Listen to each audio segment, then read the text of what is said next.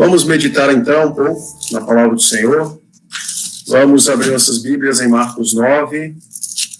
Hoje nós leremos do 42 ao 50, né? Marcos 9, os versículos de 42 a 50. Bom, lembrando aos irmãos que esse texto ele é a segunda parte, né, do sermão que eu iniciei domingo passado, falando sobre o caminho da verdadeira grandeza, né? Então, domingo passado nós iniciamos a exposição desse capítulo, do final, né? E vimos, então, que o caminho, né, para seguirmos a verdadeira grandeza é, de fato, seguir o Senhor Jesus Cristo. E hoje, então, nós vamos concluir esse capítulo 9. Eu farei a leitura, os irmãos acompanharão, diz assim, então, a palavra do Senhor.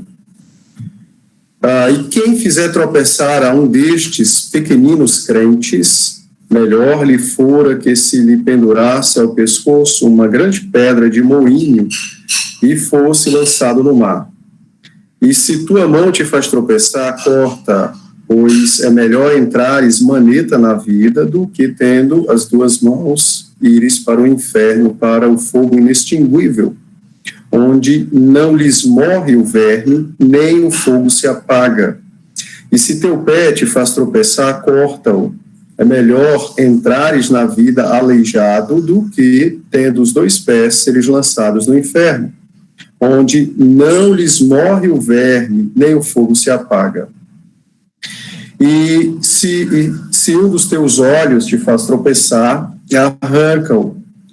É melhor entrares no reino de Deus com um só dos teus olhos do que, tendo os dois, seres lançados no inferno, onde não lhes morre o verme, nem o fogo se apaga. Porque cada um será salgado com fogo. Bom é o sal, mas se o sal vier a tornar-se insípido, como lhe restaurar o sabor? Tende sal em vós mesmos e paz uns com os outros. Amém. Vamos orar. Ó Deus, dá-nos tua bênção nesse momento tão precioso, de podermos ouvir a tua palavra, pelo texto lido, também será pregado. O Senhor fale ao nosso coração, nos dê discernimento, fortaleça a nossa fé, e que nós sejamos cada vez mais estimulados por ti mesmo, pelo teu Espírito, pela tua palavra, a prosseguirmos de forma cada vez mais vigorosa no nosso discipulado, no nosso servir e viver com Cristo. Dá-nos tua bênção, então, a Deus, de podermos ser instruídos pelo Senhor. Que o Senhor também me dê graça, que eu possa transmitir a tua palavra com fé, temor aos teus servos, meus irmãos, e que as minhas fraquezas, minhas falhas, meus pecados não sejam impedimentos, mas que o teu povo ouça a tua doce e santa voz, instruindo, alimentando, nutrindo, porque de fato precisamos que o Senhor nos abençoe, falando a nossa alma, pastoreando nossos corações. Em nome de Cristo, recebe nossa súplica e gratidão. Em nome dele é que nós oramos. Amém. Amém. Muito bem, meus irmãos. Bom, então, essa é a segunda parte, né, do capítulo 9, dos versos dos quais nós iniciamos a leitura a partir do versículo 35, né? Na verdade, nós começamos desde o versículo 30, né, e fomos até o 41. Então, nessa parte final do texto, desse capítulo 9, então nós temos os ensinamentos sobre o caminho da grandeza. E os irmãos devem lembrar, então, que os discípulos estavam argumentando entre si quem era o maior, né? E logo depois de terem passado um vexame, eles não puderam expelir um demônio e já estavam se vangloriando e querendo estabelecer uma ordem hierárquica entre eles. Então o Senhor os corrige pastoralmente, né? Apresentando a eles porque não deveriam ser assim. Usou elementos que comunicaram profundamente essa verdade, colocou uma criança no meio deles, disse que deveriam receber uns aos outros, né? E aquela própria criança deveria ser recebida nele, próprio Senhor Jesus, ou seja, aquela criança, se fosse uma crente, ela de fato deveria ser recebida como qualquer adulto, não é? Por conta que não há distinção entre os crentes, e se assim eles praticassem esse tipo de fé, então verdadeiramente eles experimentariam mais e mais do que é ser grande no reino dos céus, né? Vimos também então a partir dos versículos 38 a 41, que os discípulos começaram a reprovar um homem que não seguiu o colégio apostólico, e esse foi João, né, quem comunicou o Senhor Jesus, e Jesus então vai instruí-lo, bem como aos demais, assim como nos instruiu no ano passado, fazendo com que João lembrasse que o importante não é com que as pessoas nos sigam, o importante é que as pessoas sigam a Cristo, né? O Senhor Jesus não deixa as coisas serem realizadas ao bel prazer dos seus seguidores, mas o Senhor colocou João no devido lugar, mostrando que mais importante do que seguir o colégio apostólico era, de fato, seguir a ele, Jesus, e então, assim, possuir fé, possuir salvação, né? Então, tudo isso nos ensinou sobre os perigos do culto à personalidade, do egoísmo, do querermos ser maior do que os demais. Então, hoje nós vamos para a segunda parte, quando o Senhor vai tratar, então, dos tropeços e também da morte, da mortificação das paixões carnais, e também vai estabelecer o padrão do nosso testemunho na terra como seus discípulos, como seu povo. Então, vamos seguir a ordem que o texto tem nos dado, lembrando que o tema é o mesmo, o caminho para a verdadeira grandeza é seguir a Cristo. E o Senhor, então, no versículo 42, nos traz a primeira lição dessa segunda parte, que é advertindo sobre os escândalos. Então, note que Jesus disse assim: e quem fizer tropeçar a um destes pequeninos crentes, melhor lhe fora que se lhe pendurasse ao pescoço uma grande pedra de moinho e fosse lançado no mar. Então, o versículo 42, ele é a conclusão daquela primeira parte, mas eu deixei para tratar agora, porque ele, ao mesmo tempo que ele é a conclusão da primeira parte do sermão que nós iniciamos no ano passado, ele também é a chave de abertura para aquilo que vai ser dito a partir de agora. Então, existem alguns versículos na Escritura que funcionam como dobradiças, né? Abre e fecham. Ele fecha uma passagem abrindo agora para outra passagem. E esse versículo, ele funciona dessa forma, ele é um versículo dobradiça. Então, ele conclui o pensamento dos versos anteriores, mas, ao mesmo tempo, ele é a chave, a porta de entrada para os versículos seguintes. E, então, o Senhor conclui o pensamento anterior falando sobre os tropeços, sobre os escândalos. E Jesus, então, adverte os seus discípulos dizendo que eles deveriam ter muito cuidado com os escândalos promovidos por eles mesmos. E, no caso aqui, o foco que o Senhor Jesus está dando é o foco nos escândalos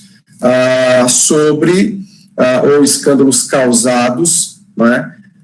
Pelo pecado do orgulho, de querer ser maior do que os demais, não é? Então, Jesus está tratando dessa temática, do culto a si mesmo, de querer a atenção de todos, a igreja precisa estar aos meus pés. Então, Cristo está tratando desse pecado, a mania de grandeza, não é? O orgulho, a altivez, o culto à pessoa, à personalidade. Bom, então Jesus diz aos discípulos que aquele que fizer tropeçar a um destes meus pequeninos. Os pequeninos aqui não são crianças, tá, irmãos? Os pequeninos aqui são todos os discípulos, que Jesus está querendo mostrar aos apóstolos, e nesse caso, talvez alguns até creem, e de forma mais específica a João, por conta dos versos anteriores, é de que todos os crentes são pequeninos. Todos eles são pequenos crentes, todos eles são pequeninos, todos eles, então, precisam ser recebidos na comunidade da fé, na igreja, e precisam ser recebidos com cuidado mútuo. O que Jesus está ensinando a João, aos outros discípulos e a nós também, é que todos os crentes são como que crianças, inclusive ele mesmo, João, que agora se comportava como uma pessoa fraca na fé, ele também precisava ser cuidado, pastoreado, precisava então ser amparado pelos demais. E então o Senhor diz que todos os crentes são como que pequeninos, todos eles precisam então de cuidados mútuos. Jesus está ensinando a João, aos apóstolos e a nós acerca de que todos os crentes, homens ou mulheres, são e devem ser tratados e recebidos como pessoas humildes, precisam de cuidado, assim como nós, como aqueles que já estão na igreja, também devem se portar de forma humilde e que encontram novos irmãos e agora juntos, ambos auxiliando uns aos outros, prosseguem a sua jornada na vida cristã. Percebam que o orgulho, a altivez, o culto a si mesmo, o desejo de ser o maior entre os irmãos, traz e provoca escândalos e pecados de uma grandeza que Jesus compara isso com os efeitos, né? Ele compara isso como sendo melhor a pessoa lançar-se ao mar presa a uma grande pedra de moinho. Tão grande era o efeito, e tão grande é o efeito dos escândalos causados na igreja pelo orgulho, pelo culto a si mesmo, pela vanglória, pelo desejo de ser maior do que os demais. Então, Cristo adverte aos discípulos, assim como a nós, falando que, de fato, qualquer crente, seja iniciante na fé ou mais velho na fé, mas que porventura em algum momento de fraqueza, ele tropeçou por nossa causa, por pecados praticados por nós. Então, de fato, esse tipo de situação traz efeitos catastróficos, traz efeitos de grande magnitude, tal que aquele que promove esse escândalo, aquele que promove esse tropeço, deveria, então, desejar a sua própria morte. Talvez você ache que Jesus está sendo muito dramático, né? Indo ou tratando a coisa de uma forma mais que merecida, né? Mas, na verdade, não. O que o Senhor está fazendo é o seguinte, ele está balizando o coração da igreja. No versículo 41, Jesus disse que se nós dermos a qualquer irmão nosso um copo de água, e essa ação de aliviar a sede ou qualquer tipo de aflição desse nosso irmão for feita por amor ao próprio Cristo, primeiramente, e por amor a esse irmão, que é meu irmão por causa de Cristo, então ele diz que há um galardão, há uma recompensa no céu para esse crente. Então ele está mostrando que é o mesmo nível, está equiparado. Se servir ao meu irmão, porque ele é meu irmão em Cristo, ele é ovelha de Cristo, ele pertence ao Pai como filho, se servir a ele na coisa mais simples possível, como aliviar a sua sede, isso agrada ao Pai e, ao mesmo tempo, me gera uma recompensa, o galardão. Se eu fizer o inverso a esse meu irmão, que pertence a Cristo, que pertence ao Pai, se eu fizer qualquer coisa que o afaste do Pai, que o leve para longe de Cristo, então, na mesma proporção de fazer algo bom me traz um galardão, na mesma proporção, se eu fizer algo mal, isso também me traz juízo, isso também me traz severas punições e disciplinas da parte do Senhor. Daí Cristo dizer que melhor seria o camarada lançar-se ao mar preso a uma grande pedra do que ele ser achado como pedra de tropeço para um crente, seja ele um noviço na fé, seja ele um mais velho, mas por algum momento ali de fraqueza e assim por diante. Então, o Senhor Jesus está balizando o coração da igreja, está balizando o nosso coração, está nos mostrando, está nos despertando para a preocupação de aliviar uns aos outros nos seus sofrimentos, porque somos de Cristo, e então a promessa de uma recompensa, né, que Deus nos dá, mas ao mesmo tempo Cristo está dizendo, se você se entregar ao seu orgulho, ao culto a si mesmo, se você desejar ser maior do que os demais, então você vai promover tropeços para estes pequeninos.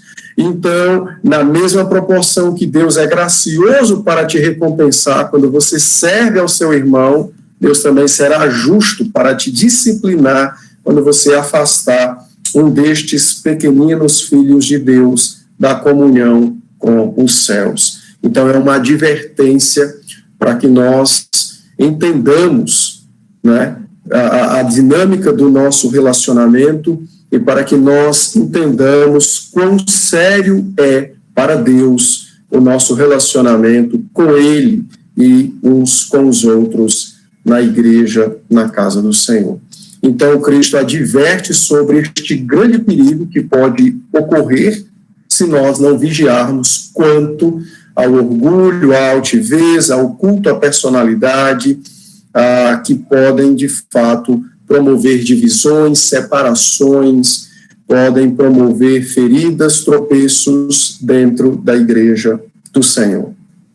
Bom, fazendo uma aplicação direta para as nossas vidas, o que Jesus estava dizendo a João e aos demais apóstolos, assim como a nós, era mais ou menos o seguinte, olha, não se preocupe em ser o maior entre os homens. Você deveria ter maior preocupação exatamente com o mal que está dentro de você, que pode afastar os homens de mim e de você. Então, Jesus está exatamente dizendo-nos, não se preocupe em ser o maior entre os homens, não se preocupe com as pessoas que estão fora de você, o que elas vão achar de você, não se preocupe. Mas dê maior atenção àquilo que está dentro de você, ao mal que reside dentro de você. Porque é por este mal que vem os tropeços dentro da igreja do Senhor. E é por este mal que está dentro de nós que nós afastamos uns aos outros do Senhor e, logicamente, de nós mesmos, pelos nossos pecados, pelo nosso orgulho, pela nossa altivez, pelo nosso desejo de querer ser o maior dentro da nossa igreja, comunidade local, dentro do povo de Deus. Então, essa é uma advertência que o Senhor faz sobre os escândalos. E é importante que nós nos examinemos, né? É importante que nós vigiemos acerca desse assunto, né? É bem verdade que tem pessoas que saem da igreja e buscam sempre uma ocasião para sair. Então, isso sempre vai acontecer, né? Mas o que nós temos que nos apegar é que mesmo que quando estas coisas acontecerem, confiando no Senhor que conhece os corações, a nossa igreja, e nós em particular, sejamos achados como isentos daquele tipo de situação. Que Deus visite a iniquidade daquela pessoa que atribui à igreja, né, faltas, pecados a um ou outro para sair. Se nós formos achados pelo Senhor isentos nessas situações, certamente o Senhor graciosamente nos recompensará mais e mais com a sua bênção, com o seu Espírito.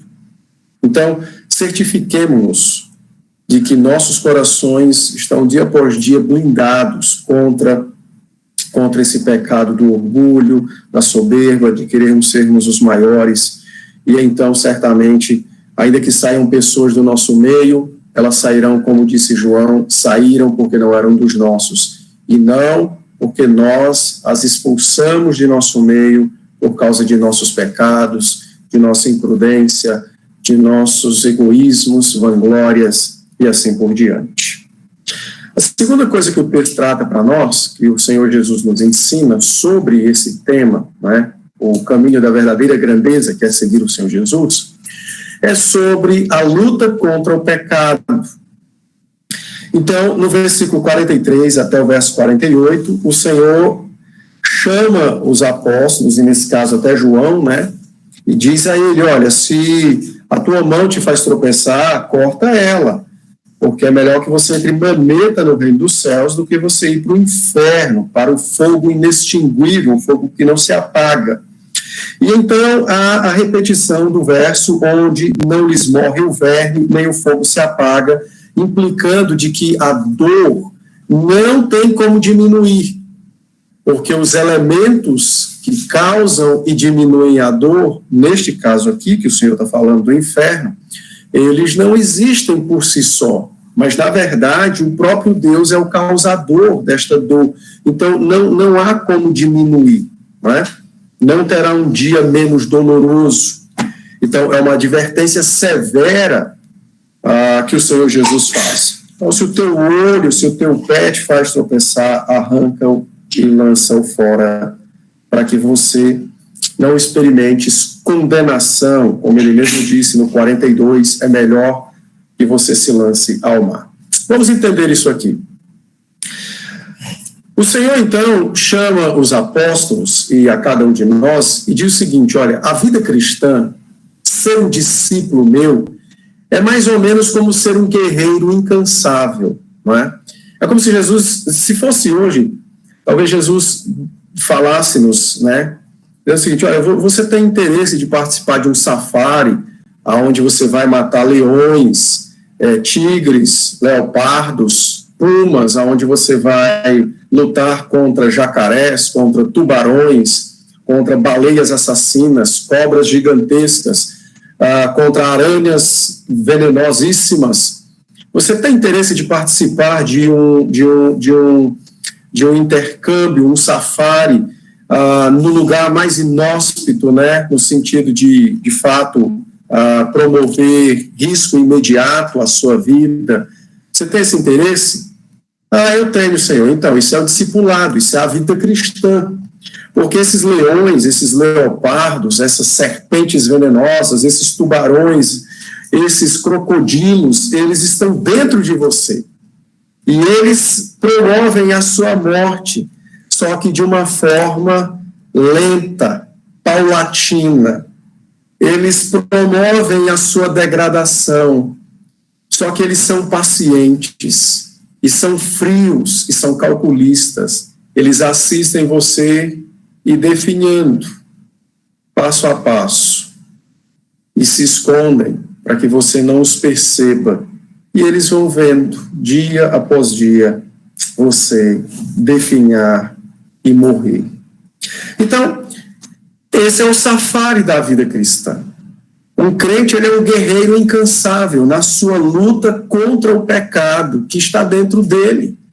E perceba que Jesus descreve essa luta de uma forma assim, muito dramática, mas ao mesmo tempo extremamente realista, quando ele diz todas as vezes: é melhor estar sem isso no céu do que ter isso no inferno. Ou seja, ele mostra que o pecado traz gravidades fatais. Ele mostra que o fruto do pecado é de uma mortalidade, é mortalmente grave, é de um efeito quase que aos nossos olhos é de um efeito quase que indescritível, não é?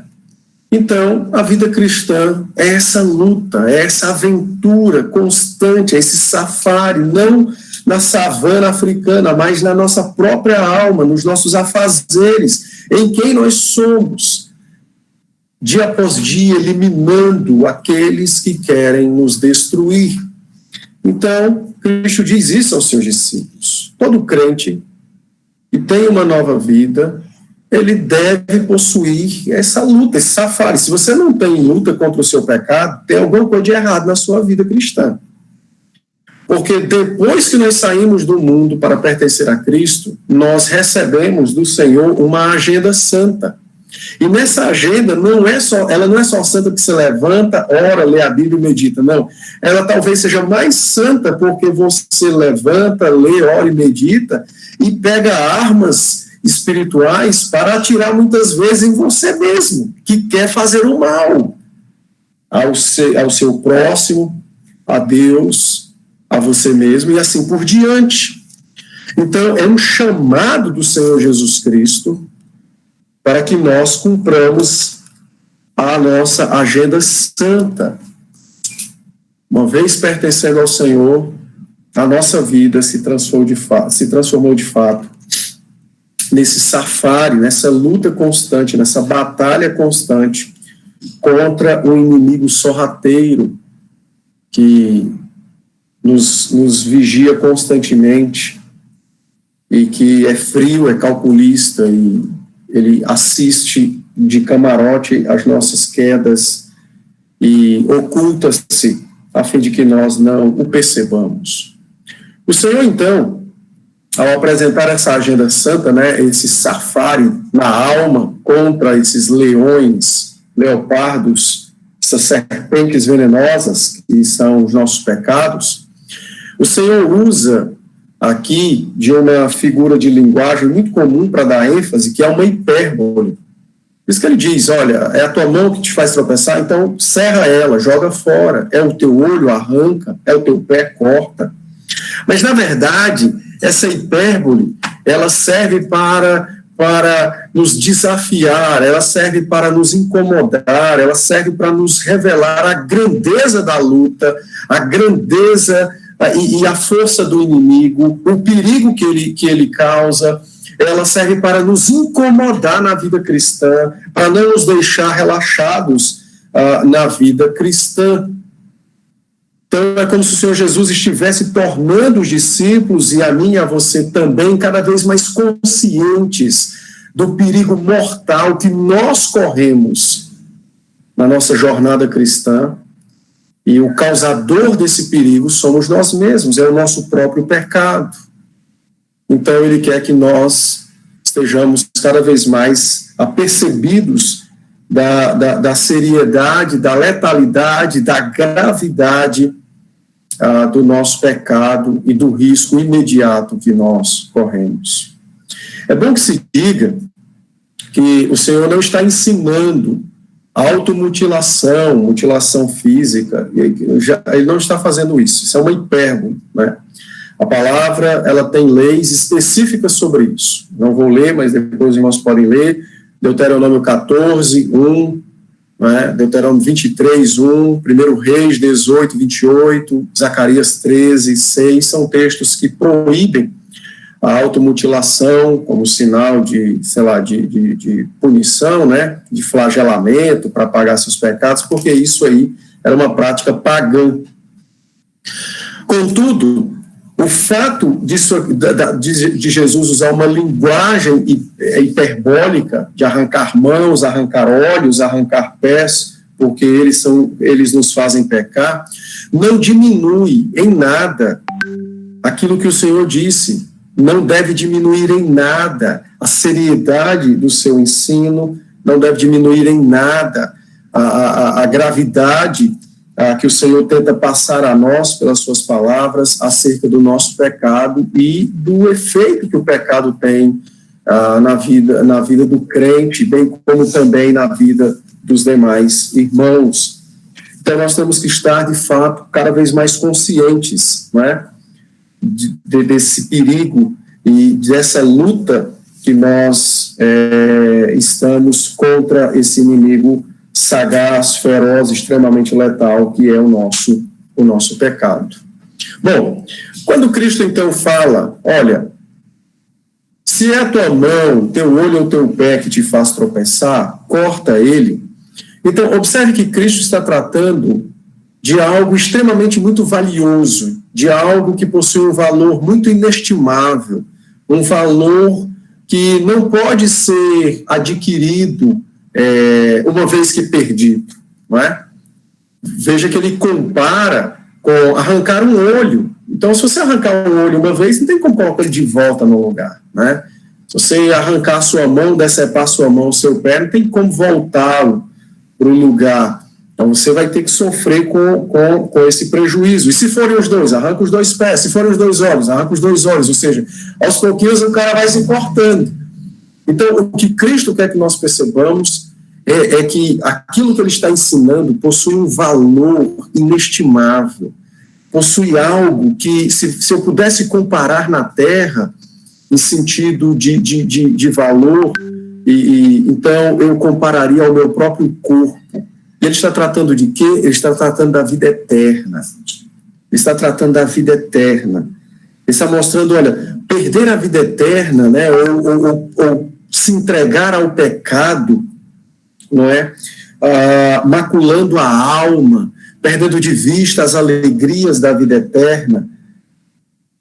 Isso possui um valor muito maior do que perder uma própria mão, do que perder um olho, do que perder um pé. Então ele está falando de algo, de uma grandeza que não pode ser descrita. Mas a única coisa que pode ser usada no sentido comparativo para tentar, né, estabelecer essa comparação é exatamente os órgãos, né, os nossos órgãos, o nosso corpo. Então, ele está falando de algo, de um valor inestimável, Então, Jesus está mostrando para nós que ele está falando da vida eterna. Mas talvez alguém pergunte, né? Mas por que Jesus escolheu olhos, pés e mão? É porque olhos, pés e mão, isso direciona os nossos afazeres, as nossas ações, né?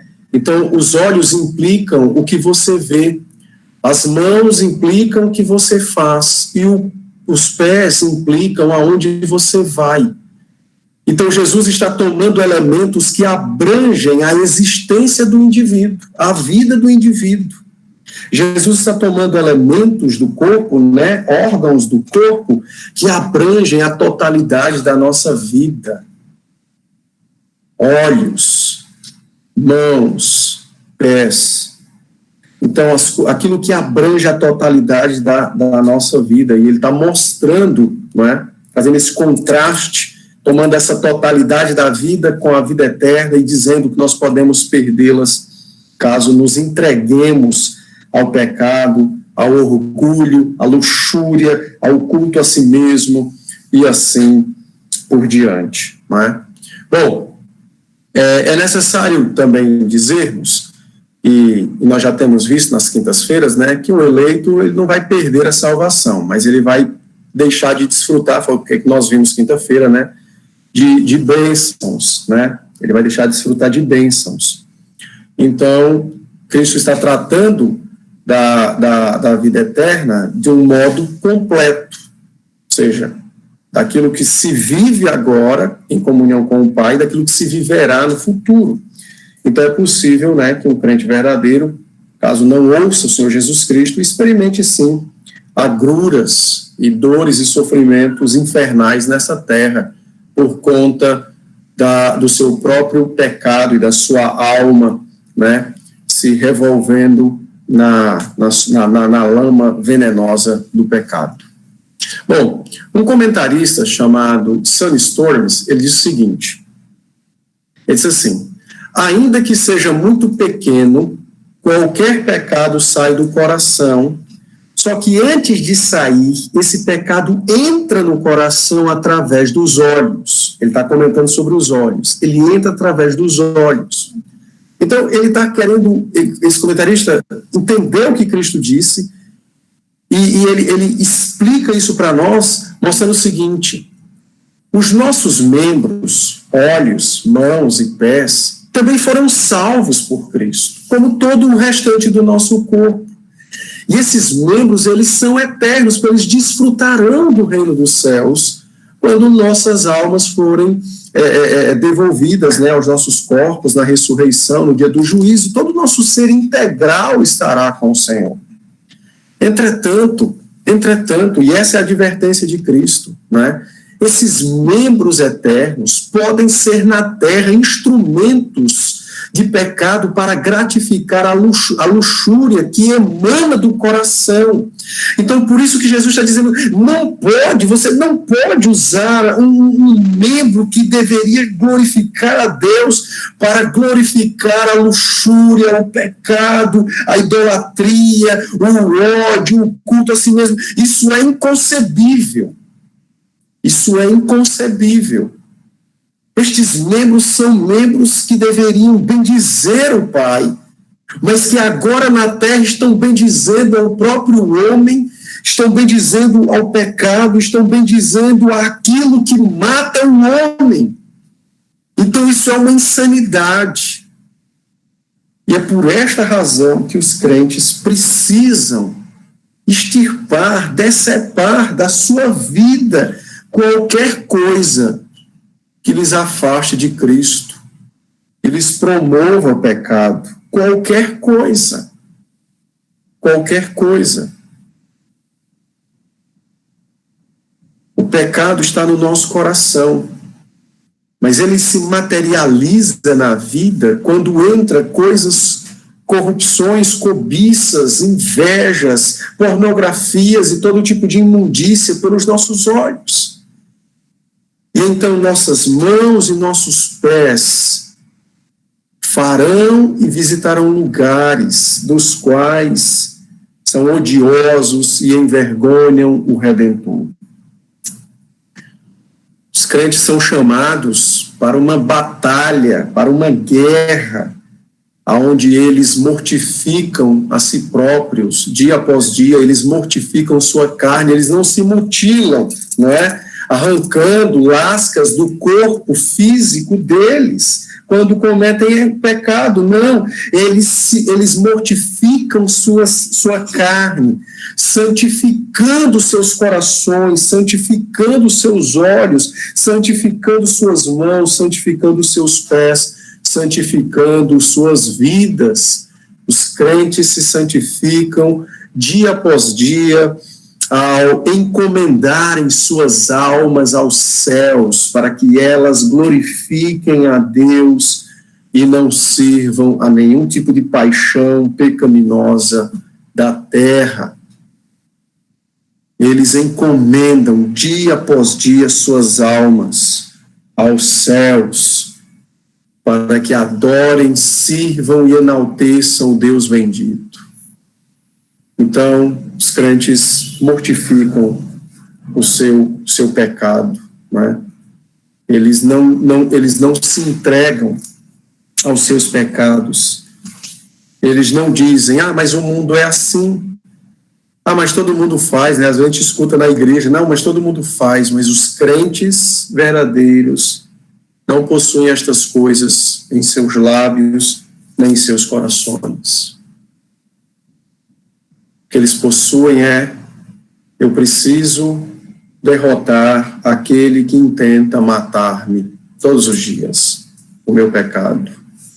Aqueles que vivem no pecado, e essa é a palavra de Cristo, né? Assim como os crentes precisam guardar fixas em suas mentes, né? Guardar fixo em suas mentes a promessa do reino dos céus, aqueles que vivem no pecado e não servem a Cristo também precisam guardar em suas mentes essa promessa fixa, né? Essa promessa de Deus, de juízo eterno. Por isso que Jesus repete: se você viver no pecado, se você não se arrepender, se você não me confessar como seu Salvador e não viver para mim, você vai sofrer um inferno de fogo que não se extingue. Então, do mesmo jeito que os crentes possuem nitidez na alma, no que diz respeito à sua vida nos céus, os que vivem no pecado também devem estar conscientes e possuírem nitidez do juízo e da punição eterna. Eles precisam ter nitidez dessa verdade, porque o Senhor vai julgá-los. Bom, ampliando um pouco mais o que dissemos, aplicando às nossas vidas, eu creio que é muito salutar, irmãos, nós fazermos perguntas para nós mesmos, né? Por exemplo, você tem pecado através dos seus olhos? Seus olhos, que deveriam glorificar a Deus, têm sido instrumentos de pecado na terra? O que é que você tem visto, não é? O que você assiste? Testemunha do céu ou da terra? Não é? Pense comigo. Como estão os nossos olhos? Não é? Como estão? O que é que eles estão vendo? Será que ver certas coisas incomoda a minha alma, como pornografias, sei lá, qualquer tipo de coisa inadequada para um crente, será que isso incomoda ou os nossos olhos já estão bem acostumados com estas coisas? Não é? O que é que você tem visto? O conteúdo daquilo que você vê, seja TV, séries, filmes, né? Na rua, pessoas e tal. O que você tem visto? Testemunha de quem? Dos céus ou da terra? Né? Eu não sei se você tem guardado no coração essa verdade, mas o Senhor Jesus Cristo também assiste TV. Não sei se alguém já sabia disso. Se não souber, fique tranquilo. Mas Cristo assiste TV, assiste série, assiste filmes. Entendeu? Ele assiste o que você vê, cara. Ele assiste o que você vê. Porque a Bíblia diz que ele é onipresente, então não há nada que exista na Terra que ele não veja, né? E o que é melhor para Cristo, né? Ele nem precisa fazer assinatura da Netflix, não, ele vê tudo, desde quando é produzido até o dia em que um filho, né, um crente, um salvo, uma ovelha dele, compra e consome. Mas aquilo que você tem assistido, de fato, tem honrado a Cristo, né? Pense nisso.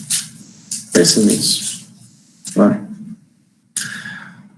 E o mesmo pode ser dito acerca dos nossos pés e das nossas mãos. Né?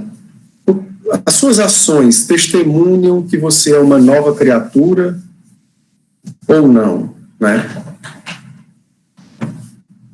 Entenda, a Bíblia nunca exigiu perfeição dos crentes. Ela sempre exigiu dos crentes foi luta contra o seu próprio pecado. Então, se eu sei que tal área eu sou fraco e tenho pecado, por que eu não busco fortalecer aquela área, né? Pela palavra e pelo Espírito? Então, aquilo que você tem feito, por onde você tem ido, por onde você tem andado, né? Onde você vai. Lembre-se, Cristo também vai com você. E estas coisas, nossas ações, os lugares que frequentamos, aquilo que vemos, né? Isso vai dar um testemunho, seja de Cristo, seja de Satanás. Então pense nisso, né? Pense nisso. Muito bem. Então, é melhor irmos para o céu sem Netflix, por exemplo, sem aquele filme que todo mundo assiste, não é? É melhor irmos para os céus sem ir em tal lugar, sem conhecer tal coisa, sem ter realizado tal tipo de ação, do que sermos disciplinados pelo Senhor por termos imitado Satanás e o mundo. Ok? Então, lembre-se, você foi chamado para uma luta. E ou você mata o seu pecado, ou ele te mata. Bom, em terceiro e último lugar, então o Senhor fecha esse assunto, não é? Do desejo da grandeza, tudo isso ele está tratando, ele está abordando todos esses assuntos dentro, não é? Desse culto à personalidade, né? Desse desejo por ser grande, essa cobiça por querer ser Deus dentro da igreja e na terra, né? Por parte do homem. E então, nos versos 49 e 50, o Senhor vai falar da purificação. Então, ele diz o seguinte, ó, cada um será salgado com fogo. Bom é o sal, mas se o sal vier a tornar-se insípido, como lhe restaurar o sabor? Tende sal em vós mesmos e paz uns com os outros. Então, vamos entender aqui. Nesse texto, o Senhor não é diferente do que muitos às vezes entendem por aí, né? O fogo sempre é um sinal. O fogo sempre é um sinal de juízo, tá? Mas nesse caso aqui, o Senhor está tomando o fogo, né? Ou melhor dizendo, o Senhor está tomando o sal que será trazido pelo fogo como sinal de pureza. Então, o que é que Cristo está dizendo? Ele está dizendo o seguinte, que todos os cristãos serão salgados mediante fogo, ou pelo fogo. Ou seja, ele está falando de que nós estamos num processo de purificação, de santificação, através dos sofrimentos que experimentamos na terra. É isso que ele está dizendo. Todos os crentes serão salgados. Há uma diferença numa carne que é salgada para uma carne que não é salgada. A que é salgada, ela muda de cor, ela às vezes tem um cheiro mais forte, mas ela não estraga, não é? A que não é salgada, no começo é bem vermelha, é bem cheirosa, né? Mas se não for bem acondicionada, vai dar bicho, ela vai estragar. Só que no caso dos crentes, eles serão salgados pelas lutas, pelos sofrimentos. Eles serão aperfeiçoados pelos seus sofrimentos, como o Senhor Jesus Cristo, conforme disse Hebreus, ele foi aperfeiçoado mediante sofrimento. Então o fogo aqui está implicando o sofrimento, mas o que purifica é o sal. Porque Jesus está tomando uma figura do Antigo Testamento, das ofertas que envolviam sal, como sinal de fidelidade pactual. Lá em Levíticos 2:13, Números 18:19, Ezequiel 43:24, Êxodo 16:4, 43:24, os irmãos vão ver que essas ofertas eram ofertas que envolviam sal, em sinal de fidelidade do pacto, sinal de fidelidade pactual. Então é isso que ele está dizendo, e essas ofertas eram queimadas, o fogo as consumia, mas o sinal era o sinal da fidelidade, o sal era o sinal da fidelidade, da purificação. Então Jesus deixa isso bem claro para os crentes, deixa isso bem claro para João e diz a ele, João, dia após dia vocês serão marcados como meus, mediante o sal da justiça, mediante o sal que regenera, o sal que dá sabor e que conserva, o sal que emana da cruz. Como, Senhor? Quando vocês enfrentarem as lutas, os sofrimentos, a maneira como vocês vão viver e reagir a estas coisas, testemunharão que vocês são meus. Foi o que Jesus disse aos seus discípulos, não é? Ele disse, olha, eu não vos engano, todo aquele que vier a mim, não lançarei fora, mas no mundo sereis atribulados, disse ele em João 17, mas tenham um bom ânimo, eu venci o mundo, então nós também venceremos. Então Cristo está falando dessa purificação, e é interessante, irmãos, porque o Senhor pastoralmente toma o elemento da purificação para ensinar a João e a nós também sobre esse tropeçar no olhar, no agir e por onde vamos, né, onde quer que formos. Então, isso acontece dentro da vida, nas mais variadas circunstâncias, e muitas delas são provas que o Senhor coloca diante de nós, exatamente para que nós sejamos salgados, e não para que apodreçamos pelo pecado. Então ele disse, cada um será salgado, ou seja, é o nosso testemunho na terra. É o nosso testemunho na terra, de que somos dele, de que ele é nosso, é o nosso testemunho. É por isso que o apóstolo Paulo vai dizer aos crentes de Roma, e a nós também, em Romanos 12, 1 e 2, Paulo diz o seguinte, os crentes são sacrifícios vivos a Deus, em demonstração de gratidão pela misericórdia, pela graça de Deus. Ora, os crentes são sacrifícios vivos, então eles precisam ser salgados. E esse sal é o testemunho, é a fé, é a luta contra o pecado em meio às mais variadas circunstâncias da vida, em meio aos sofrimentos. É por isso que a teologia da prosperidade, esse negócio de que crente não pode sofrer, isso é contra a cruz de Cristo, isso foi uma invenção do diabo que algumas pessoas compraram. Estou dizendo que quem defende isso é do diabo, talvez seja. Mas o que eles defendem, sem entender, eles estão defendendo aquilo que o diabo defende. uma vida sem cruz, uma vida sem Cristo, uma vida sem luta contra o pecado, uma vida sem sal. Só que o que eles não dizem, né, que é o que o diabo esconde, é que no inferno não terá sal, mas terá fogo. Muito fogo. Fogo inextinguível. E aí será tarde demais. Porque o fogo não vai salgar para salvar, mas vai consumir eternamente. Então, Cristo está tratando disso aqui, da purificação, da vida diária, do testemunho, né? Porque é mediante o nosso testemunho que nós dizemos ao mundo que nós somos de Cristo ou não. É mediante o nosso testemunho que nós brigamos, né?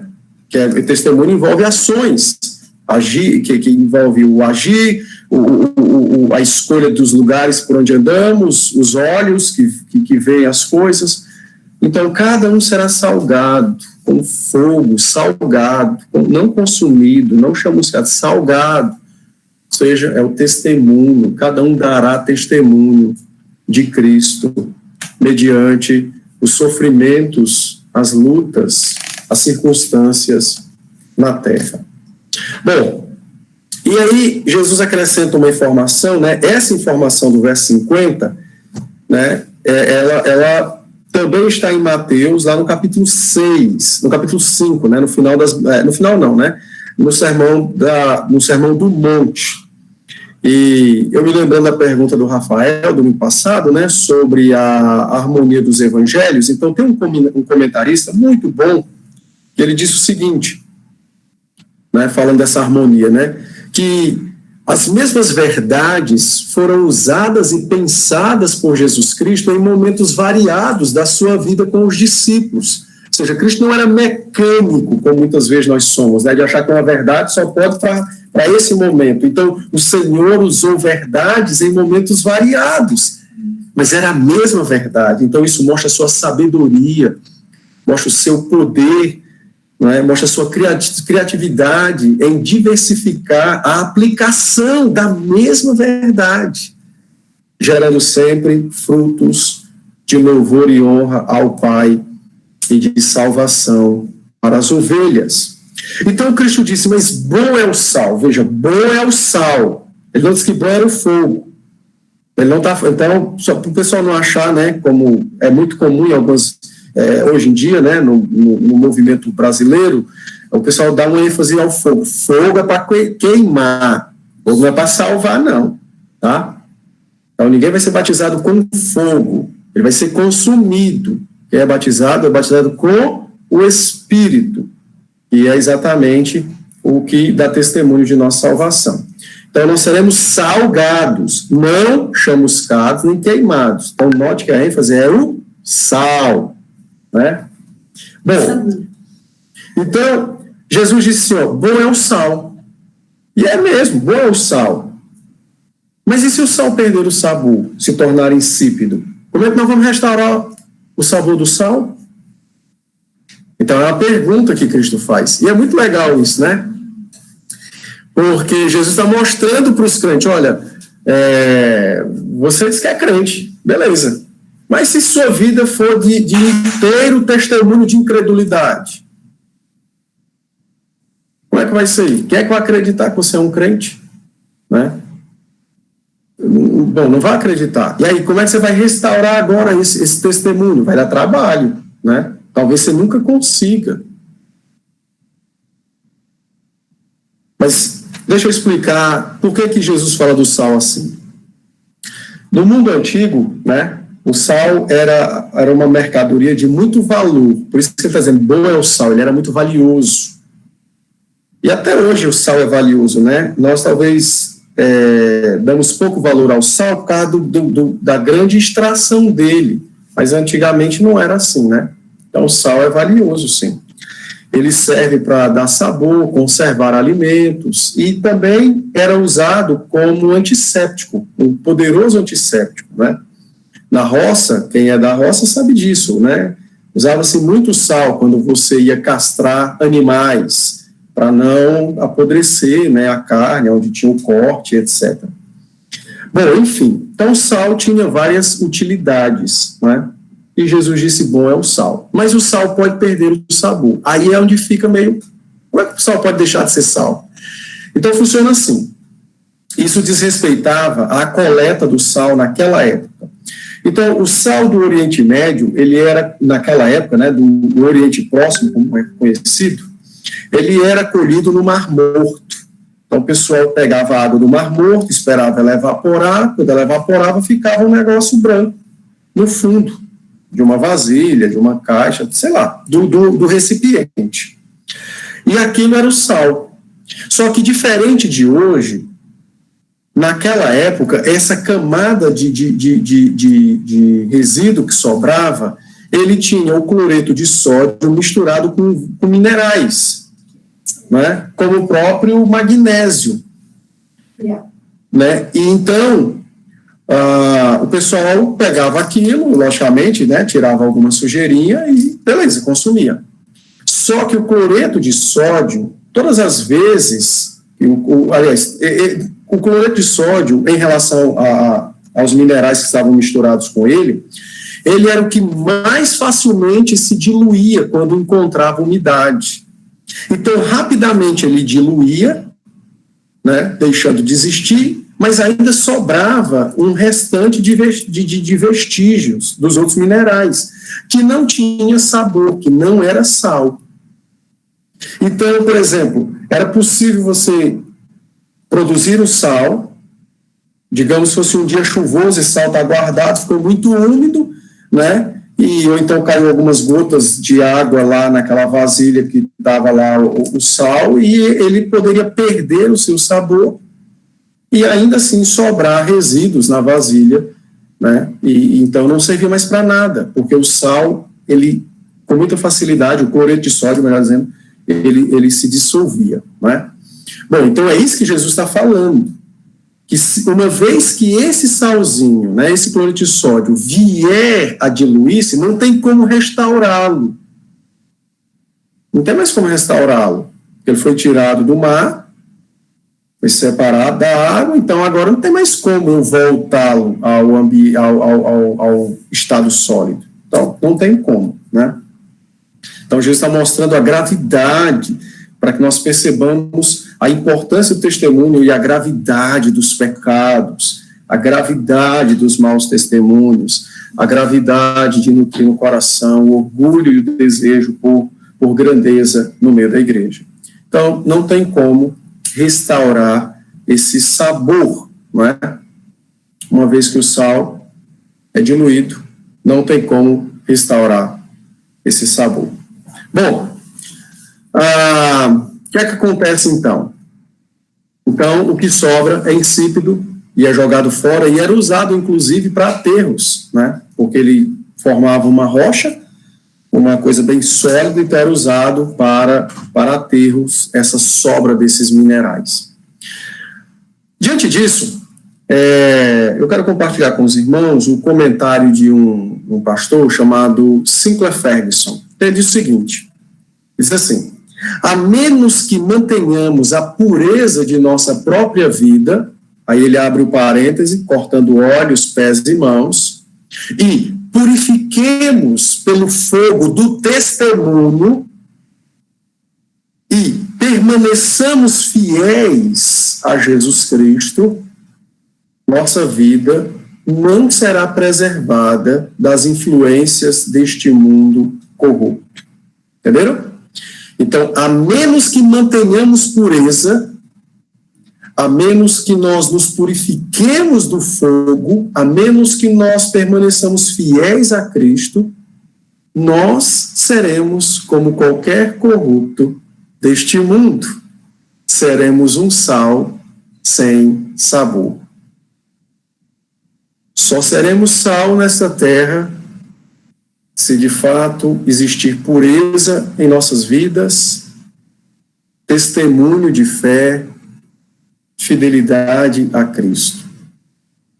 Caso contrário, seremos como os demais insípidos deste mundo, com vidas marcadas pela corrupção e pecado desta terra. Por isso que Jesus disse, bom é o sal. Mas se um crente vier a ser igual a um descrente, como lhe restaurar o sabor?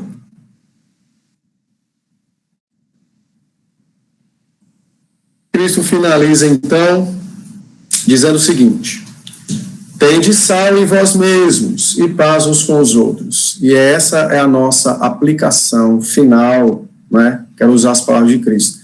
Muito sábio da parte do Senhor. Ele disse assim, olha, tenha sal em você mesmo e paz uns com os outros. Por quê? Porque no começo do texto eles não estavam brigando para saber quem era o maior, eles estavam disputando a liderança do colégio apostólico, quem era o mais salvo, quem é que ia sentar no trono de Deus. Aí Jesus agora diz assim, rapaz, tenha sal em ti mesmo, ou seja, te preocupa com a tua pureza, te preocupa com a tua santidade, luta contra a corrupção deste mundo e tenha paz uns com os outros. Então, Jesus finaliza dizendo a eles, né, é inútil você querer ser o maior entre os homens, quando, na verdade, você mesmo não está entre os que estão no reino dos céus. É inútil nós querermos dizer ao mundo que Jesus Cristo é bom e salvador, quando nós mesmos, pelo nosso testemunho, fazemos o contrário disso. É inútil tentarmos influenciar os outros para o bem, né? Se as coisas estão mal dentro dos nossos próprios relacionamentos, a começar dentro da igreja. Talvez seja por isso que a igreja, hoje em dia, ela é tão descredibilizada, porque ela quer convencer o mundo do pecado, mas ela mesma não larga o pecado. Ela quer convencer o mundo a seguir a Cristo, quando ela não segue a Cristo. Ela quer convencer o mundo de que existe esperança de vida eterna, quando ela mesma rejeita essa esperança, tomando como sua esperança algum tipo de conforto nesta terra. Então, se nós quisermos fazer diferença, se nós quisermos, de fato, impactar nossa cidade, Marialva, Maringá, nós temos que ter sal em nós mesmos e paz entre nós mesmos, porque o caminho da verdadeira grandeza é imitar a Cristo, é ser grande aos olhos do Pai.